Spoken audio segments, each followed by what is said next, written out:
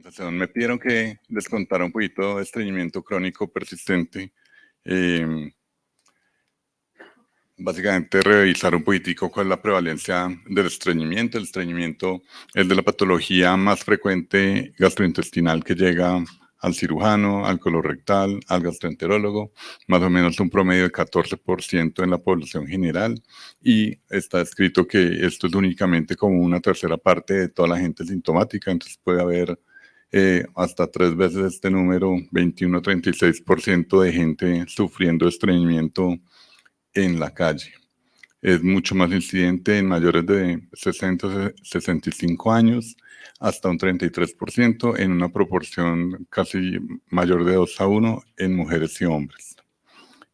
Mueve y tiene unos costos elevadísimos en consumo de laxantes, en tiempos de incapacidad, etc. Entonces, cuando uno va a ir a buscar qué es estreñimiento crónico persistente, no hay nada parecido a esto, pues no puede ser estreñimiento crónico, y encuentra uno en los buscadores, en la literatura, algo parecido que es estreñimiento refractario. No tiene una definición reconocida y básicamente la sugerencia es que es el paciente que responde mal a tratamiento médico o el paciente que tiene más de 3 meses de biofeedback, lo cual, leyendo eso, me parece un exabrupto. No me imagino un paciente mío en 3 meses de biofeedback, ni para él ni para mí. Reconocer que los varios síntomas que nos cuenta los criterios de Roma 4 que componen el estreñimiento crónico. El estreñimiento crónico no es únicamente las deposiciones duras ni las deposiciones escasas, también es el pujo excesivo y la sensación de evacuación incompleta. Es muy importante dentro de la definición de estreñimiento crónico persistente, que el paciente tenga ausencia de dolor. Si tiene dolor, de pronto sintomáticamente hay que ubicarlo en otro espectro de los trastornos funcionales, principalmente en el síndrome de intestino irritable variedad estreñimiento. Pero una característica del paciente estreñido es que no tenga dolor y que no sea su síntoma predominante. Muy importante, obvio, luego de 20 días de que el paciente no va al baño, tiene que tener dolor, pero que su síntoma inicial, los primeros días de ausencia de posición, no haya dolor, que no haya dolor, que la distensión no sea dolorosa. Lo más importante de esos pacientes, y más aquí esta literatura se nota que desde hace un par de años, lo más importante es descartar que estos pacientes tengan malignidad. Todo paciente mayor de 45 años debe tener una colonoscopia, empezando el diagnóstico, y paciente que llega a la consulta con este síntoma, primera cosa, que tenga una colonoscopia para ver que estructuralmente no tenga una neoplasia, no tenga ninguna otra alteración neoplástica. Todos son criterios de síntomas de alto riesgo, de alarma para tener en cuenta. También los diagnósticos diferenciales del estreñimiento crónico y refractario son básicamente el estreñimiento secundario, principalmente por fármacos o por automedicación y por condiciones extraintestinales, metabólicas y neurológicas, donde encontramos toda esa variedad. Ya viendo únicamente qué nos queda de persistente, entonces persistente puede ser una buena respuesta o un buen enfoque ese paciente que tiene una respuesta inadecuada. ¿Cuál es el tratamiento médico del estreñimiento? Básicamente ajustar el estilo de vida, ajustar el ajuste en la dieta, y la mayoría de laxantes que tenemos en nuestro medio son los que llamamos OTC, que son de venta libre. Cada vez tenemos menos herramientas de laxantes de mayor tecnología, de mayor avance, básicamente limitado por el costo de estos.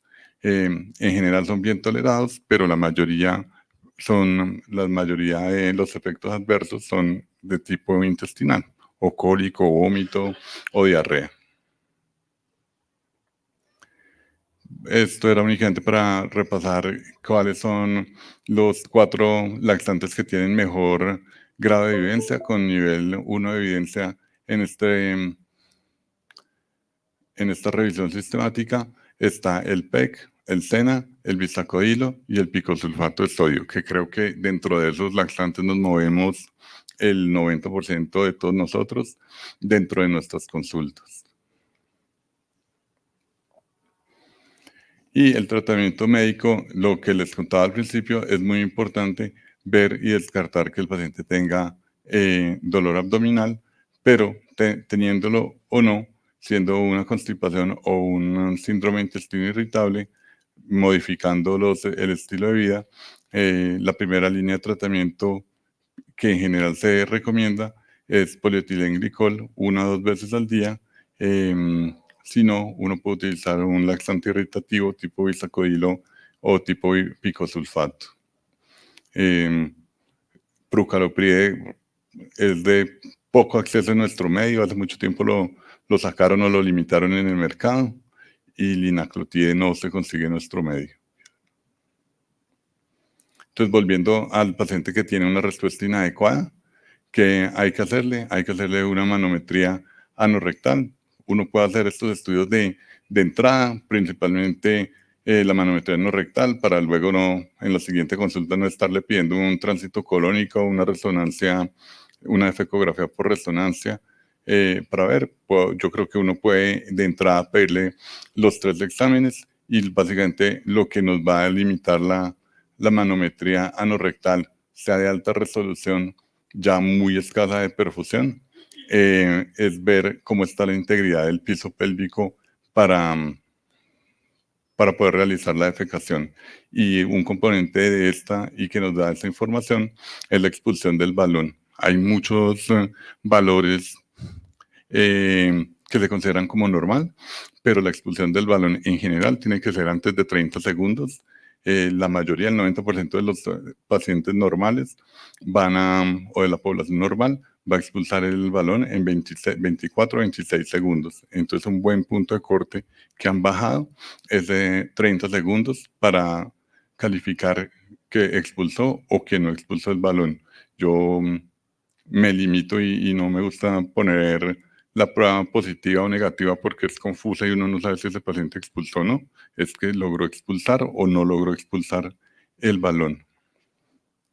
Con la prueba de balón, de expulsión del balón, uno tiene la capacidad de clasificar a ese paciente en 3 tipos de causalidad de su constipación. O tiene un tránsito colónico lento, tiene un tránsito colónico normal, o tiene un desorden defecatorio, junto con el tránsito colónico. Lo más prevalente es que sea un tránsito normal, y lo menos frecuente es que sea una inercia colónica o un tránsito lento.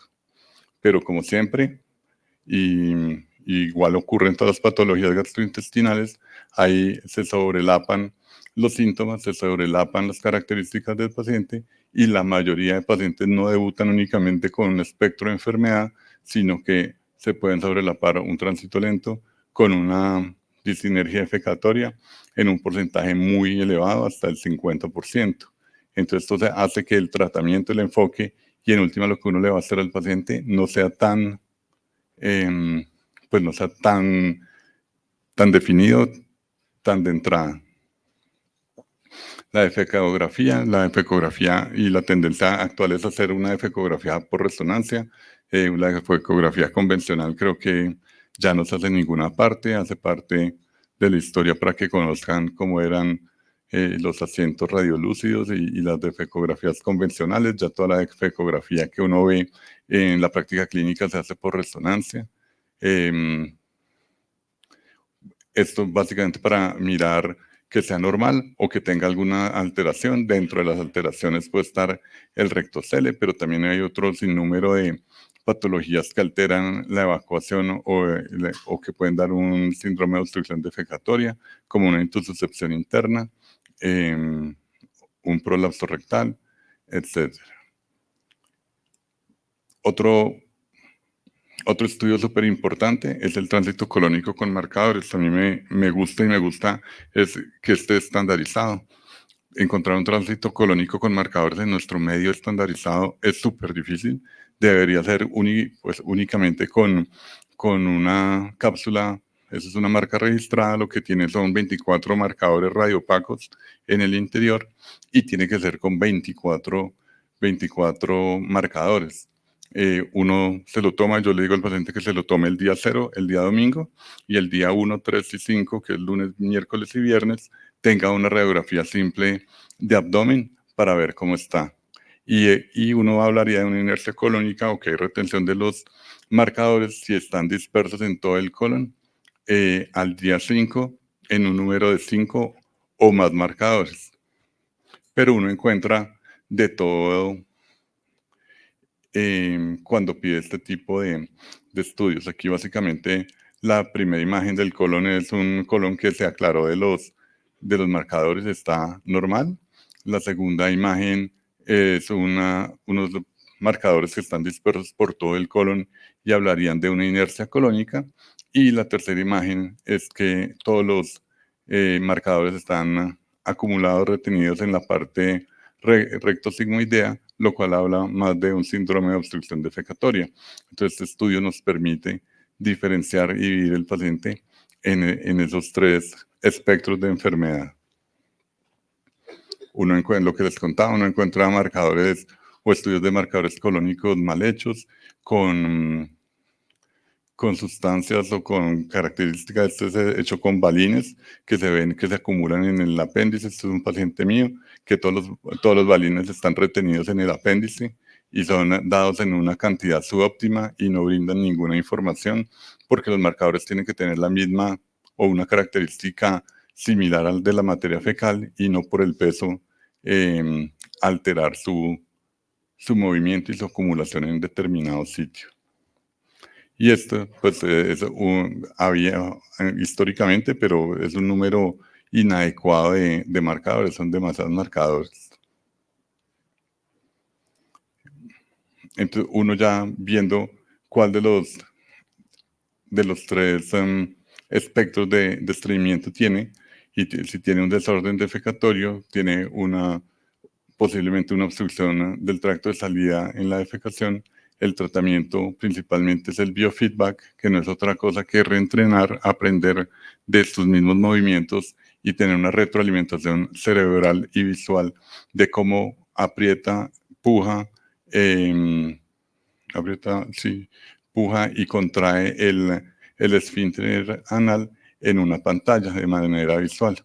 Eso pierde efectividad en el tiempo, no tiene que ser continuo, por eso se llama un reentrenamiento. Aprenda, vaya, disfrútelo 2 a 3 años, recae y pierde efectividad en el tiempo, por eso puede volverlo a hacer luego de 2 a 3 años.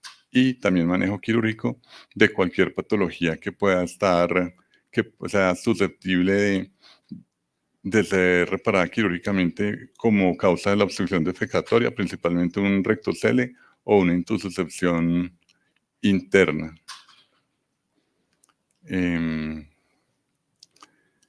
El tránsito lento es sinónimo de inercia colónica, pero lo único es que la inercia colónica tiene la posibilidad de manejo quirúrgico, pero no todas las inercias colónicas son indicación de cirugía. Hay inercias colónicas que uno puede seguir con manejo médico, con manejo farmacológico y no llevarlo nunca a cirugía. En general es una colectomía total con una anastomosis ileorrectal al recto superior y está dada únicamente por la intratabilidad médica. Y el tránsito normal no tiene, como tiene buen tránsito normal, no tiene muchas herramientas y no tiene una herramienta quirúrgica, sino es seguir en el manejo médico, en los cambios de hábitos y en el mismo manejo del estreñimiento crónico que hablábamos al principio. Hay terapéuticas novedosas, pero sí son fuera de indicación, que llamamos off-label. Por ejemplo, el estimulador de nervio sacro. Hay reportes de casos. Yo pongo estimuladores sacros, pero no he puesto nunca ninguno para estreñimiento crónico y en el que pues, no, es difícil de aprobarlo en nuestro medio, pero sí es igual que el que nos contaba Reinaldo, es básicamente un marcapaso que lo que hace es reclutar la respuesta nerviosa y la respuesta muscular en la pelvis para facilitar así la deposición. Muchas gracias.